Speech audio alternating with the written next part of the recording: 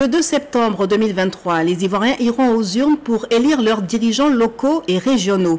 Des ONG militent pour des élections apaisées et sans violence, et c'est le cas de l'ONG Communication et Citoyenneté. Elle a initié ce matin à Cocody un atelier à l'attention des médias pour communiquer sur l'importance de préserver un climat de paix.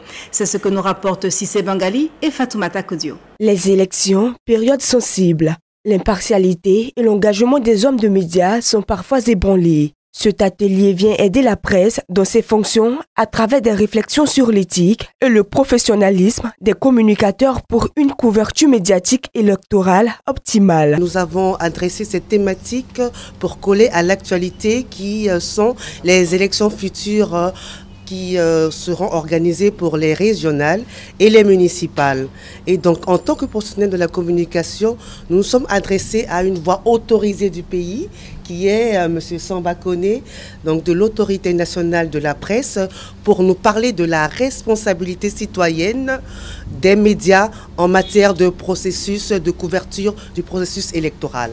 L'importance des médias dans la consolidation d'un climat de paix et de quiétude n'est plus à démontrer. Les journalistes ont été instruits sur leurs responsabilités dans le processus électoral. Nous, ce que nous avons fait ce matin, c'était de rappeler la couverture du processus électoral, que sont les différentes étapes de ce processus, que les journalistes puissent mettre à disposition des citoyens des informations à chaque étape, afin que le citoyen puisse être un citoyen actif pendant le processus électoral, un citoyen actif qui va d'abord s'inscrire jusqu'au bulletin de vote.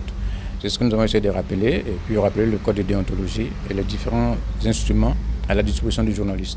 Les périodes électorales, comme nous le savons tous, sont des périodes très sensibles parce qu'il s'agit d'enjeux politiques, d'enjeux de pouvoir.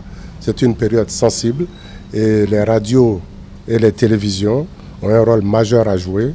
Elles doivent jouer leur partition de façon tout à fait équilibrée, de telle sorte que tous les candidats déclarés aient une couverture de leurs activités. Bien évidemment, s'agissant des services publics, des médias de service public, cette couverture ne peut pas être totale.